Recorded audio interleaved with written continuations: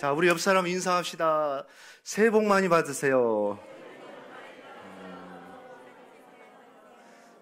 한 번 더 인사할 때 작년보다 새해 더 멋있어졌습니다.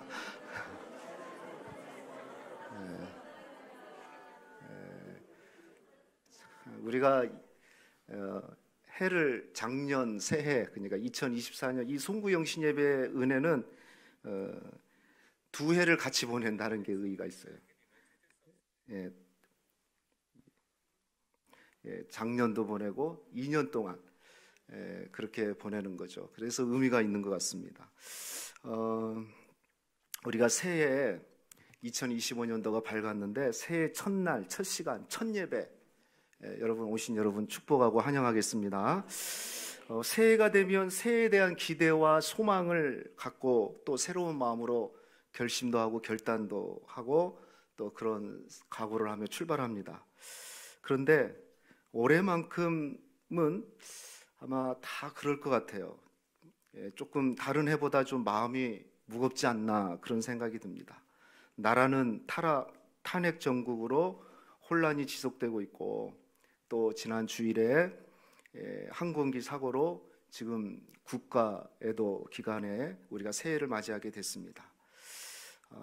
또 우리들의 성도들, 교우들 중에는 가정적으로나 개인적으로 아픔과 역경을 겪고 있는 가정도 있습니다. 교계적으로도 한국 교회도 사실은 박지 않고 우리 더불어 우리 교회도 제가 이렇게 바라보면 목회 상황이 녹록지가 않습니다. 어느 때보다도 솔직히 얘기하면은 무거운 마음과 답답한 마음으로 새해를 맞이하게 되었습니다. 자, 그렇다고 해서 그저 자포자기하고 포기하며 방관할 수 있는 또 상황이 아닙니다. 왜냐하면 우리 하나님께서 변함없이 또 한 해를 살아내라고 2025년도라는 새해를 우리에게 허락하셨기 때문에 우리는 그리스도인으로서 살아야 하고 또 당당하게 살아내야 될 줄로 믿습니다. 하나님이 허락하셨기 때문에 그렇습니다. 오늘 새해 첫 예배, 첫 말씀을 통해서 저뿐만 아니라 여기 계신 모든 성도님들이 은혜 받고 하나님의 음성을 듣는 시간이 되기를 축복하겠습니다. 에스겔 37장은 에스겔서에서 가장 핵심이 되는 장인 동시에 어쩌면 성경 전체에서도 아주 중요한 내용이 그 안에 담겨져 있습니다. 에스겔이 살던 그 시대 유다는 그 당시에 세계의 패권을 놓고 다투던 강대국 아수르, 애굽, 그 바벨론 사이에서 낀 아주 작은 나라가 유다였습니다. 막강한 이 세 제국이 서로 패권을 잡기 위해서 크고 작은 전쟁들을 계속해서 하고 있었는데 그 사이에 낀 유다는 마치 고래 싸움에 낀 새우 같은 그런 신세였습니다. 제사장의 아들로 태어난 에스겔은 어려서부터 총명하기에 이를 데가 없었고 다방면에서 학문의 조예가 깊은 젊은이였습니다. 앞으로 에스겔을 통해서 나라를 이끌게 갈 아주 훌륭한 지도자고 일꾼이었던 것이 분명합니다. 그런데 그 꿈은 조국 유다가 망하게 되면서 에스겔의 꿈도 사라지게 됐고 자신도 바벨론의 포로로 젊은 날에 청년 20대에 끌려가게 되는 그런 신세가 되었습니다. 시간이 지나서 한 15년 정도 포로로 끌려간 지 15년 정도 지났을까요? 에스겔의 나이도 한 40대가 되었습니다. 그때 그는 포로 생활하면서 아주 비참한 그런 삶을 살았습니다. 아마 여러분 포로 생활은 얼마나 비참할까요? 성경에 유다 백성들이 바벨론 포로 생활이 얼마나 비참한지를 보여주는 장면이 시편 137편 1절에서 4절 말씀입니다. 한번 보십시오. 우리가 바벨론의 여러 강변 거기 앉아서 시온을 기억하며 울었도다. 그 중에 버드나무에 우리가 우리의 수금을 걸었나니 이는 우리를 사로잡은 자가 거기서 우리에게 노래를 청하여 우리를 황폐케 한 자가 기쁨을 청하고 자기들을 위하여 시온 노래 중 하나를 노래하라 함이로다. 우리가 이방에 있어서 어찌 여호와의 노래를 부를꼬. 여러분 이게 무슨 내용이냐? 바벨론 사람들이 술자리를 펴놓고 유다의 포로들을 불러가지고 너희들 시온의 노래를 한번 불러봐라. 이 시온의 노래라는 것은 뭐냐면 히브리 민족의 뭐라 할까요? 고향의 노래라고 할까요? 또 히브리 민족은 유다는 뭡니까? 그 노래가 찬양이거든요. 다시 말하면 하나님 성전에서 예배하는 찬양을 불러라, 이 얘기를 하는 거예요. 여러분 생각해 보세요. 예배 찬양을 바벨론 이방인들, 바벨론 사람들이 술자리를 펴놓고 거기서 찬양을 불러라는 거예요. 이것은 마치 요즘으로 얘기하면 룸사롱에서 술 취한 사람들 앞에서 가라오케를 켜놓고 찬송가를 부르는 것과, 아니 그거보다 더 치욕스러운 그런 장면입니다. 부르지 않으면 당장 처자식들의 목숨이 이태하니까 입술을 깨물고 가슴속에서부터 흘러나오는 피눈물을 머금고 시키는 대로 할 수밖에 없는 그런 상황이 바로 유대인들의 처지였습니다. 이처럼 유대인들의 포로 생활은 말로 표현할 수 없을 만큼 치욕스러웠고 아주 비참한 그 자체였습니다. 하지만 그 당시에 바벨론은 부와 세계 최강국의 군사력을 가지고 있었고, 그리고 유다의 성전과는 비교할 수 없는 엄청난 우상의 신상과 신전들로 유다 백성들을 무시했고, 또 그 앞에서 유다 백성들은 기가 죽을 수밖에 없었습니다. 자, 이런 절망과 낙심, 좌절 중에 하나님은 에스겔에게 나타나서 환상을 보여주며 비전을 보여줍니다. 이 비전은 에스겔뿐만 아니라 유다 전체를 뒤바꿀 수 있는, 운명을 바꿀 수 있는 비전이었습니다. 그게 바로 오늘 우리가 읽은 말씀입니다. 그런데 놀라운 일이 있어요. 여러분, 비전, 꿈 그러면 좀 멋있게 보여줘야 되잖아요. 어떤 굉장한 것을 보여주고, 아니 산 높은 곳에 가가지고 넓은 광야나 바다를 보면서 저 끝을 봐라, 저 수평선을 봐라 하면서 큰 포부를 가져라, 이렇게 아마 비전을 보여준다면 그런 거든지, 아니면 좀 화려한 곳에서 호텔에서든지, 요즘으로 얘기를 하면 호텔이나 세미나룸, 아니면 무슨 부흥회 이런 데서 하나님의 비전을 보여준다면 이해가 됩니다. 그런데 오늘 하나님께서 에스겔을 끌고 가서 비전을 보여주는 그 곳이 어디냐? 자, 1절 한번 보십시오. 1절 2절 보십시오. 여호와께서 권능으로 내게 임하시고 그 신으로 나를 데리고 가서 골짜기 가운데 두셨는데 거가 뭐가 있어요? 뼈가 가득하더라. 나를 그 뼈 사방으로 지나가게 하시기로 본즉 그 골짜기 주변에 뼈가 심이 많고 아주 말랐더라. 무슨 얘기입니까? 어느 골짜기로 데리고 갔는데 가보니까 마른 뼈들이 가득 차 있는 거예요. 아니, 지금 살아있는 사람이 있어도 지금 생찬을판에 죽어있는 뼈들이 가득 찬, 뼈로 가득 차 있는 그 골짜기로 지나가게 하면서 이곳에서 하나님께서 비전을 보여주시니, 여러분 이게 상식적으로 참 안 맞는 거죠.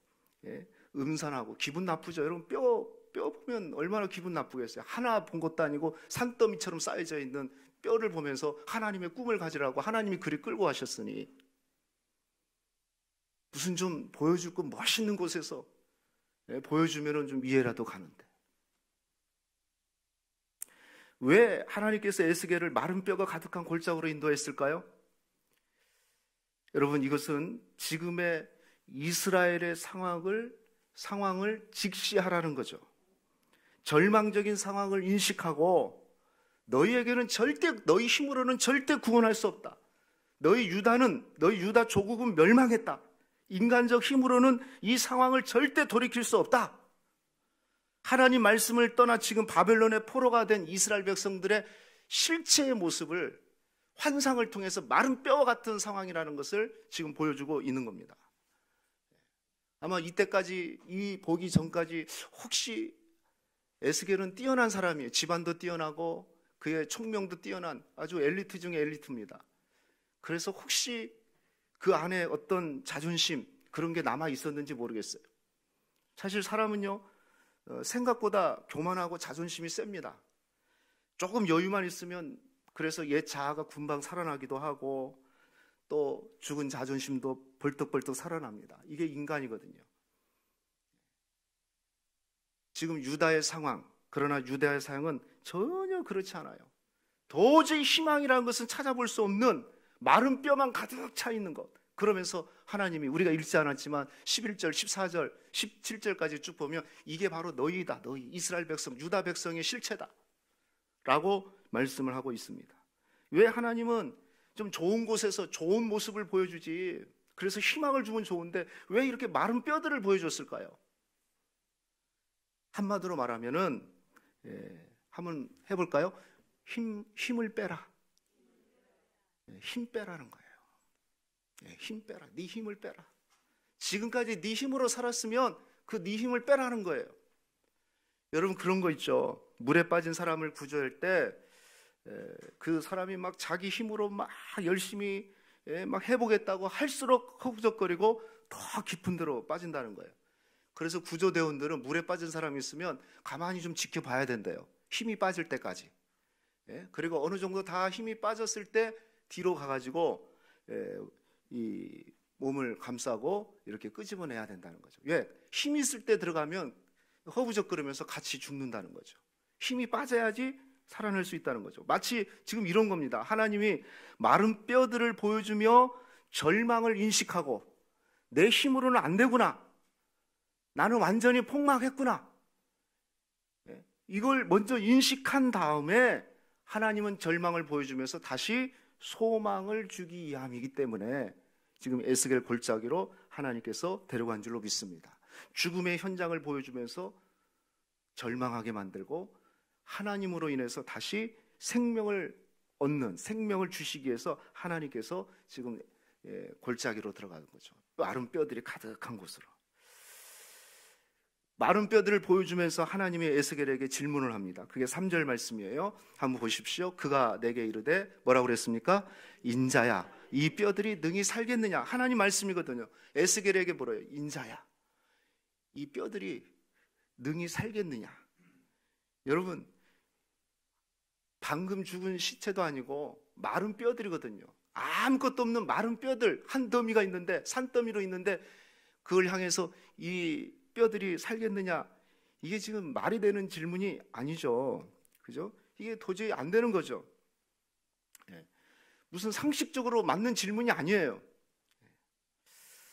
그래서 아마 이런 질문을 받으면 보통 사람 같으면 어떻게 해야 될까요? 하나님, 그 질문이라고 하십니까? 말이 되는 질문을 하십시오. 이게 지금 죽어서 아예 아무것도 없는 마른 뼈가 돼가지고 사방에 흩어져 있는데 뼈들이 다 흩어져 있어요. 뭐 이렇게 간지런히 이렇게 있는 것도 아니고 누구 뼈인지도 모르게 다 흩어져 있는데 어떻게 이것이 살아날 수 있습니까? 이게 아마 에스겔 마음에 그런 생각을 가지고 있었을 거예요. 아마 정상적이라면. 그런데 여러분 기억하셔야 돼요. 하나님이 말도 안 되는 질문을 할 때는 숨은 의도가 있어요. 숨은 계획이 있어요. 이 하나님의 마음을 총명한 에스겔이 알고 뭐라고 대답했습니까? 다시 한번 3절 보시면 뭐라고 했어요? 내가 대답하되 주 여호와여 주님은 아시나이다. 할렐루야. 그렇죠. 주님은 아시나이다. 많은 생각이 담긴 대답입니다. 인간으로서는, 나로서는 도저히 이해할 수 없고 불가능합니다. 그러나 하나님이면 하실 수 있습니다. 할렐루야. 우리의 상식으로는, 우리의 능력으로는 어떻게 이걸 합니까? 뼈를 맞출 수도 없는데 어떻게 이 마른 뼈들이 한두 개도 아니고 이 마른 뼈들이 살아날 수 있습니까? 우리는 안 됩니다. 그러나 하나님이면 가능합니다. 그런 고백이죠. 사실 하나님이 살겠느냐라고 물었을 때는 어떤 생각이 그 안에 담겨져 있냐면 살려주겠다, 이런 생각이 들어있는 거죠. 왜냐하면 하나님의 의지는, 따라합시다. 하나님의 의지는 불가능이 없다. 하나님이 살겠느냐 이렇게 했을 때는 뭔가 숨은 의도가 있었어요. 살려내겠다는 의도가 있었던 거죠. 만약에 살려내려고 하는 의도가 없었으면 살겠냐고 무도를 안 하죠. 빨리 장사나 지내고 싹 태워버리라고 그랬겠지. 그런데 전혀 엉뚱하게 살겠느냐라고 울었을 때는 하나님의 의지는 살려내겠다는 그 의지가 담겨져 있는 겁니다. 여러분, 하나님은 그런 것 같아요. 더 이상 나빠질 수 없는 절망의 순간이 사실은 하나님이 움직이는 시간표예요. 인간의 손으로는 할 수 없다. 그래서 우리가 두 손 들었을 때 그때 하나님의 손이 그때부터 움직이는 줄로 믿습니다. 그래서 나는 포기지만 내가 포기하는 순간 하나님은 그때부터 일하시고, 그죠? 나는 끝입니다 라고 했는데 하나님은 그때부터 다시 시작하는 거예요. 아멘입니까? 예, 저는 그게 하나님이라고 했어요. 주님은 아십니다. 이 말은 나는 끝입니다. 나는 할 수 없습니다. 그걸 인정하는 거죠, 에스겔이. 그런데 하나님은 그때 시작하는 겁니다. 그때 일하시는 거예요. 사랑하는 성도 여러분, 지금 여러분의 상황이 어떻습니까? 절망적인 상황입니까? 하나님이 그때 일하시기 시작하는 때인 줄로 믿습니다. 하나님은 상황을 바꿀 수도 있고 또 완전히 역전시킬 수도 있는 분이 우리 하나님이셔요. 우리는 그분의 능력을 믿고 살겠느냐? 하나님 믿습니다. 하나님이면 하실 수 있습니다. 여러분, 이런 믿음을 가지시기를 주의 이름으로 축원하겠습니다. 자, 이때 마른 뼈들이 다시 살아나는 기적이 나타나요. 우리가 말씀을 통해서 봤죠. 다시 살아납니다. 죽은 마른 뼈들이 다시 살아나요. 다시 살아난다. 다시 살아난다. 한번 해봅시다. 다시 살아난다. 다시 살아난다는 말이 영어로 리바이벌이에요. 리바이벌이 뭐죠? 부흥입니다. 리바이벌, 다시 살아난다. 죽은 자들이 다시 살아난다. 그게 부흥이에요. 리바이벌, 부흥입니다. 하나님은 마른 뼈들이 다시 살아나는 기적, 즉 부흥을 이스라엘 백성들에게 허락해 주시기를 원했던 겁니다. 이때 하나님이 두 가지를 에스겔에게 요구를 합니다. 두 가지를, 이 부흥, 다시 살아나는 기적, 리바이벌을 위해서 두 가지를 명령합니다. 첫 번째는 뭐냐? 하나님의 말씀을 대언하라. 자, 4절부터 한번 보십시오. 4절부터 좀 길지만 7절까지 다시 한번 보십시오. 또 내게 이르시되 너는 이 모든 뼈에게 대언하여 이르기를 너는 너희 마른 뼈들아 여호와의 말씀을 들을지어다. 주 여호와께서 이 뼈들에게 말씀하시기를 내가 생기로 너희에게 들어가게 하리니 너희가 살리라. 너희 위에 힘줄이 두고 살을 입히고 가죽으로 덮고 너희 속에 생기를 두리니 너희가 살리라. 또 나를 여호와인 줄 알리라 하셨다 하라. 이에 내가 명을 쫓아 대언하니 대언할 때에 시작 소리가 나고 움직이더니 이 뼈 저 뼈가 들어맞아서 뼈들이 서로 연락하더라. 할렐루야. 말씀을 대언하라고 했어요. 말씀을 대언하니까 어떤 일이 납니까? 말씀이 들어가는 순간 소리가 나기 시작했어요. 그 뼈들이 움직이는 소리가 드러났습니다. 움직이기 시작했어요. 그래서 이 뼈 저 뼈 한번 상상을 해보십시오. 뼈들이 싹 흩어져 있는데요, 그거 그냥 아무거나 붙으면 되지 않잖아요. 그 사람의 그 뼈가 붙어야 될 거 아니에요. 그러죠? 그래야지 제대로 살아날 거 아니에요. 그러니까 막 뼈들이 움직이는 거예요. 그 뼈들이 움직이면서 붙어요. 서로 들어맞아요. 그리고 서로 착착착착 톱니바퀴처럼 딱 맞는 거예요. 지금 우리처럼 딱 이렇게 맞는 겁니다. 그 위에 살이 붙기 시작하고 가죽이 붙기 시작하고. 할렐루야. 여러분, 말씀이 들어가면 살아나는 줄로 믿습니다. 리바이벌, 다시 살아나는 비결의 첫 번째는 뭡니까? 말씀을 들어야 돼요. 말씀을 들어야 돼요. 마른 뼈들도 살아날 수 있는 그 첫 번째 비결이 뭐냐? 여러분, 말씀을 듣는 거. 말씀을 듣는 거예요. 절망적인 상황에서 다시 우리가 일어날 수 있는 그 비결이 뭐냐? 하나님 말씀을 듣는 거예요. 여러분, 가장 복된 기는 어떤 기냐면 말씀을 들을 수 있는 기예요. 이 귀가 있다고 해서 다 듣는 게 아니거든요. 그래서 성경에 들을 귀 있는 자가 복이 있다 그랬어요. 한번 옆 사람한테 물어보세요. 집사님은 들려? 한번 물어보세요. 여러분, 말씀이 들려야 돼요. 할렐루야. 말씀을 들으면 살아나고 말씀을 들으면 부흥이 일어나요. 여러분 안에 말씀이 들리는 축복이 있기를 축복합니다. 아무리 절망적인 현실 속에서 그 현실을 돌파해 갈 수 있는 그 힘은 뭐냐? 말씀이에요. 말씀. 우리 아모스 말씀 우리 묵상하지 않습니까? 아모스 8장 11절 말씀. 물이 없어서 기갈이 아니요, 양식이 없어서 기갈이 아니요, 뭐가 없어서 기갈이라? 여호와의 말씀을 듣지 못하는 것, 말씀이 없는 것이 기갈이에요. 우리의 영적인 기갈, 영적인 목마름, 영적인 배고픔은 말씀을 듣지 못하는 겁니다. 그런데 말씀을 들으면 살아나요. 여러분 새해 여러분 귀에 말씀이 들리기를 축복하겠습니다. 예? 아무리 큰 문제가 있어도 말씀 들으면 살아나고요. 그런데 아무리 육적으로 건강해도요, 말씀이 들리지 않으면 자꾸 우리는 마른 뼈처럼 돼가요. 그러니까 다른 게 중요한 게 아니에요. 여러분 새해 뭘 생각해야 될까요? 뭘 가장 우선으로 생각해야 될까요? 하나님 말씀이 들리는 축복을 허락해 주십시오. 히브리서 4장 12절 말씀 보니까 하나님 말씀은 살았고 운동력이 있어 좌우의 날씨는 어떤 것보다도 예리하여 혼과 영과 및 관절과 골수를 찔러 쪼개기까지 하며 또 우리 마음과 생각의 뜻을 감찰한다. 중요한 게 뭡니까? 말씀은 살았고 운동력이 있다. 말씀은 죽지 않았습니다.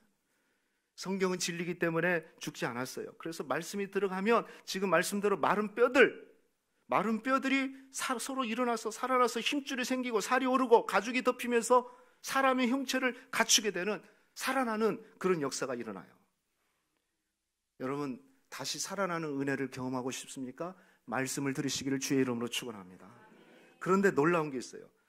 그 7절 말씀에 보면, 다시 7절 한번 보여줘 볼래요? 7절 말씀에 보면은, 아니 8절을 보여주십시오. 8절 보십시오. 8절 보십시오. 내가 또 보니 그 뼈에 힘줄이 생기고 살이 오르며 그 위에 가죽이 덮이나 그 다음에 뭐라고 써요? 그 속에 생기가 없더라. 자, 이게 중요해요. 다 살도 오르고 힘줄도 생기고 살도 오르고 가죽도 덮였어요. 사람의 형체를 갖췄는데 뭐가 없어요? 생기가 없어요. 그래서 두 번째, 정말 온전하게 살아나기 위해서는 하나님이 명령하는데 말씀을 대언하라고 그랬고, 두 번째는 생기를 대언하라고 그랬어요. 영을 대언하라고 했어요. 9절 보십시오. 또 내가 내게 이르노니 인자야 너는 생기를 향하여 대언하라. 생기에게 대언하여 이르기를 주 여호와의 말씀에 생기야. 같이 시작. 생기야부터 시작. 생기야 사방에서부터 와서 이 사망을 당한 자에게 불어서 살게 하라. 생기야 사방에서 동서남북에서 와서 이 사망당한 자, 지금 뼈들이 맞아졌고 살이 붙었고 가죽이 붙어서 지금 사람의 형체는 갇혀 있으나 본질은 뭡니까? 아직 코에 생기가, 그 안에 생기가 들어있지 않기 때문에 죽은 사람이에요. 예. 그래서 마지막 주님이 에스겔에게 명령한 게 뭐냐면 생기를 대언하라. 에스겔이 순종합니다. 생기야 사방에서 동서남북에서 와서 이 사망단자에게 불어서 살게 하라. 여기 생기는 히브리어로 누하흐입니다. 이건 하나님의 영, 다시 말하면 성령을 얘기하고 있죠. 마치 여러분 하나님께서 창세기 1장에서 인간을 창조하실 때를 생각해 보면 알아요. 인간을 흙으로 하나님이 하나님의 형상대로 빚으셨어요. 싹 만들었어요. 그죠? 머리에서 발끝까지 흙으로 아주 빚었어요. 그래서 사람의 형체는 다 갖췄어요. 그렇다고 해서 그가 움직이는 건 아니었습니다. 하나님이 그 다음에 뭘 했어요? 코에다가 생기를 불어넣었어요. 하나님의 영, 루하흐를 불어넣으니까 그때서 뭐가 됐다? 생령이 됐어요. 살아 움직이는 존재가 됐습니다. 그와 똑같은 겁니다. 그렇죠? 예. 말씀이 들어가서 형체는 갖췄지만, 그런데 그것으로 족하면 안 돼요. 뭐가 들어가야 됩니까? 생기가 들어가야 돼요. 하나님의 영이 들어가야 돼요. 사랑하는 성도 여러분, 우리 안에 하나님의 영이 임해야 될 줄로 믿습니다. 그죠? 루하우, 하나님의 영, 성령이 들어가면 죽은 자들, 사망당한 자들이 살아납니다. 불신자들은 육이 살아있는 자잖아요. 그러나 영이 죽은 자들이잖아요. 그에게 필요한 게 뭘까요? 하나님의 영이 들어가는 겁니다. 성령이 들어가는 거예요. 또 우리에게도 마찬가지예요. 우리도 하나님의 영이 우리 안에 들어와야 돼요. 성령이 충만하셔야 돼요. 예. 우리가 다시 살아날 수 있는 길, 마른 뼈들이 모여있는 절대 절망, 절대 좌절 상황 속에서도 다시 살아날 수 있는 유일한 희망, 유일한 방법이 뭐냐면 하나님의 말씀이 들어가는 것이요, 그 다음에는 하나님의 영, 성령이 들어가는 겁니다. 이 말씀과 성령이 들어가면 죽은 자들이 살아나요. 아멘을 안 하십니까? 여러분, 2025년도에 여러분 말씀과 성령이 우리에게 임하기를 축복합니다. 다른 거 아니에요. 그게 가장 중요해요. 그래야지 살아나서 해야 될 거 아니에요. 말씀이 들려야 되고, 말씀만 들리는 것은 끝나지 않아요. 말씀 들으면 귀만 커질 수 있어요. 들은 말씀대로 손발이 움직이기 위해서는 어떻게 해야 될까요? 성령이 임하셔야 돼요. 저는 우리 교회 말씀과 성령이 충만한 교회 되기를 주의 이름으로 축원합니다. 이것이 부흥이에요. 부흥, 리바이벌. 리바이벌은 다른 게 아니에요. 사람 많이 오는 게 아니고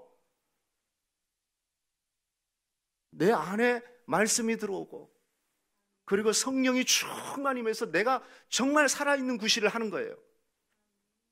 그게 살아있는 존재, 다시 살아나는 존재예요. 자, 이렇게 될 때 어떤 역사가 일어났습니까? 10절 말씀입니다. 10절 같이 읽겠습니다. 시작. 이에 내가 그 명대로 대언하였더니 생기가 그들에게로 들어가매 그들이 곧 살아 일어나서 서는데 극히 뭐가 됐다? 할렐루야. 말씀의 명령대로 생기를 향해서 명령했어요. 그러니까 그들 속에 죽어있는 자들, 사망 가운데 있는 자들에게 생기가 들어갔습니다. 말씀 받을 때 형체를 갖췄어요. 또 생기를 집어넣었어요. 생기를 불어넣었어요. 그러니까 생기가, 하나님의 영이 사망 가운데 있는 자들에게 들어가니까 살아 일어났고 섰는데, 여기만 해도 좋잖아요. 살아 일어나서 이제 사람으로 움직인다. 얼마나 좋아요. 그런데 오늘 성경은 더 나갑니다. 뭐라고 그럽니까? 극히 큰 뭐다? 군대다. 따라합시다. 군대다. 여러분, 성도는 살아나는 것으로 끝나지 않아요. 우리는 큰 군대가 돼야 돼요. 할렐루야. 그냥 숨만 쉬고 있는 존재로 끝나는 게 아니에요. 죽은 자들이 살아나고 다시 힘을 얻고 성령이 들어가서 다시 힘을 얻고 일어서서 걸어다니기 시작했습니다. 이것으로 족하면 안 돼요. 다시 말하면 그냥 살아있으니까 교회 왔다 갔다 하는 정도로 끝나면 안 되고, 주님은 뭐 되기를 원하시냐면은 큰 군대가 되기를 원해요. 하나님의 군대가 되기를 원하는 거예요. 여기 군대는요, 이 군대는 그냥 단수가 아니에요. 복수예요. 복수. 단 한 사람의 군사를 얘기하는 게 아니에요. 공동체를 얘기하고 있어요. 공동체. 다 군대가 돼야 돼요. 저는 이게 부흥인 거죠. 다시 말하면 뭘까요? 말씀이 들어가고 성령이 들어가면 나도 살고 내 주변이 같이 살아나는 거. 그래서 복수, 큰 군대가 되는 거. 여러분, 이건 성경의 공식과 같은 거죠. 사도행전의 역사도 이런 겁니다. 반드시 그렇게 될 수밖에 없어요. 내가 살면 내 주변이 살아요. 상당히 아멘을 잘 안 하시는 여러분, 새해 좀 지치셨습니까? 벌써 첫날에 시간이. 내가 살면 가족이 살아요. 남편이 살면 아내가 살고, 아내가 살면 남편이 살고, 그리고 부모가 살면 자식이 살아요. 부모가 살아있는데 자녀가 죽을 수가 없어요. 할렐루야. 회사에서 내가 살면 내 주변의 사람이 살아요. 혹시 여러분이 사장입니까? 사장이 살면 직원들이 살아나는 거예요. 반대도 될 수 있어요. 직원이 살아나면 사장도 살아날 수 있어요. 이게 하나님의 역사예요. 하나님의 역사. 이게 마른 뼈로부터 시작됐던 하나님이 에스겔에게 보여줬던 비전입니다. 여러분, 새해 사랑하는 성도 여러분, 다른 것보다 오늘 꼭 말씀 기억하십시오. 이만큼 절망적인 상황은 없을 겁니다. 마른 뼈 같은 절망. 그런데 그들을 살려내는 방법은 하나님 말씀과 기도로 살아냈고, 내가 살아나니까 내 주변이 살아났더라. 여러분, 이건 성경의 원리죠. 축복도 나만 받으면 안 돼요. 내가 받으니까, 내가 축복받으니까 내 주변도 축복을 받고, 그죠? 이웃도 받고 성도도 받고. 은혜도 어른들만 은혜 받으면 안 돼요. 오늘 여기 우리 자녀들 왔는데 정말 축복합니다. 여러분, 그냥 뭣도 모르고 온 것 같지만요, 저는 그렇지 않다고 생각해요. 아이들은요, 추억을 먹고 살아요. 추억. 다른 건 없어요. 뭐가 기억이 나겠어요? 제 생각해보면 주일학교 저는 오래 다니질 못했거든요. 6학년 때 한 번 주일학교 갔거든요. 근데 지금도 그 선생님을 기억해요. 몇 번 가지도 않았어요. 6학년 때. 중학교 2학년 때부터 본격적으로 교회 다녔는데 6학년 때 한 번인가 두 번인가 교회 학교를 참석했는데, 그때는 애들이 많았잖아요. 근데 내가 처음 새가족이니까 선생님 앞에서 이렇게 말씀을 들었는데 하나도 공과는 생각 안 나는데 선생님이 얼마나 공과를 열심히 가르치는지 침이 내 앞에 계속 튀기는 거야. 그리고 그 선생님은 잊을 수가 없어. 키도 크고. 근데 나중에 보니까 지금은 전주에서 목회를 하셔. 그분이 문대원 선생님. 뭐 아무 기억이 안 나. 그런데 얼마나 열심히 가르치든지 막 침 튀기면서 가르치는 거야. 우리 아이들은 그런 것 같아요. 아이들은 오늘 이 설교를 우리 하진이가 평생 기억하겠어요? 그건 있을 수도 없는 일이에요. 그런데 내가 할머니와 송구 영신 예배를 참석했다는 건 기억해요. 그게 추억인 거죠. 그게 추억인 거예요. 우리 하리는 잤다. 이것도 기억하는 거예요. 너는 잤잖아. 나중에 얘기하는 거. 너는 잤지. 나는 들었어. 이게 얘기거리예요. 여러분, 축복은 나만 받는 게 아닙니다. 같이 받아야 돼요. 은혜도 같이 받아야 돼요. 할렐루야. 그래서 큰 군대가 돼야 돼요. 교회는 군대입니다. 사람 많아야 되는 게, 지금 이 자리에 모여있는 사람들이 정말 군대가 되면 여러분, 세상은 뒤집어질 겁니다. 할렐루야. 옆 사람한테 축복합시다. 우리 집사님은 군대입니다. 하나님의 군대입니다. 말씀 맺겠습니다. 여러분 아십니까? 에스겔이란 이름의 뜻이 뭐냐면 하나님께서 강하게 하셨다라는 뜻이에요. 에스겔이란 이름의 뜻이 뭐냐면 하나님께서 강하게 하셨다. 하나님은 강하시다 이런 뜻이에요.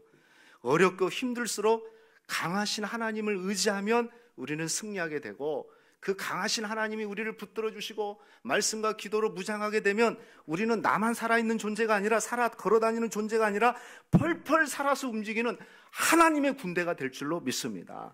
우리 앞에 있는 이 조국의 현실, 여러분 가정, 교회의 현실, 마치 마른 뼈가 가득 찬 에스겔 골짜기 같다고 할 수 있습니다.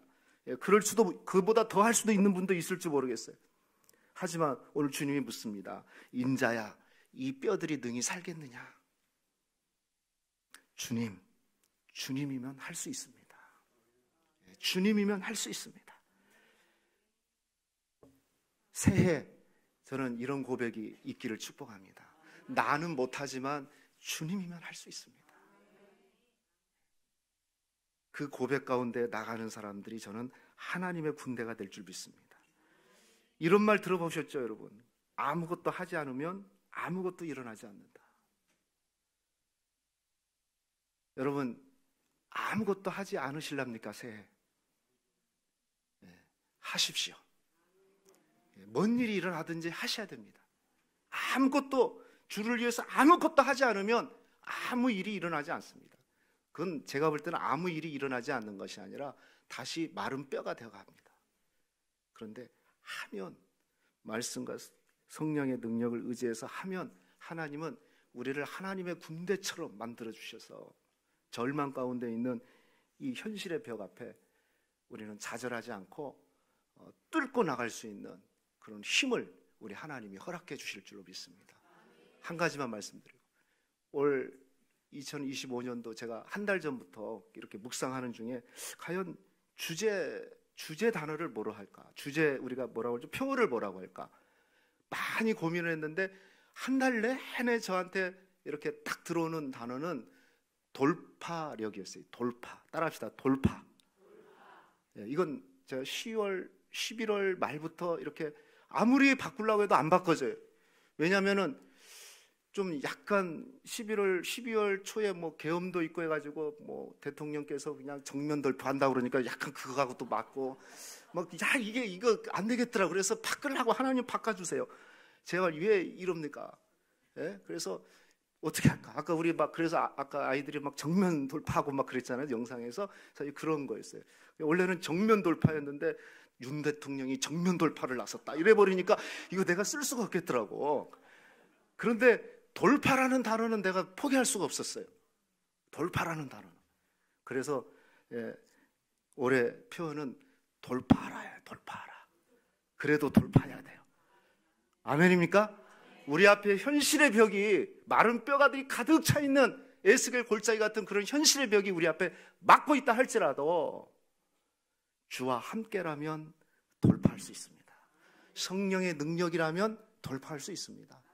얼마나 좌절 가운데 있는 소리들이 내 안에 들어오는지 모릅니다. 그냥 팍 앉아버리고 싶고 팍 주저앉아버리고 싶고 어쩔 때는 막 속이 쓰려가지고 뭐 이 속 안에 뭐가 막 아려서 견딜 수 없는 상황들이 있습니다.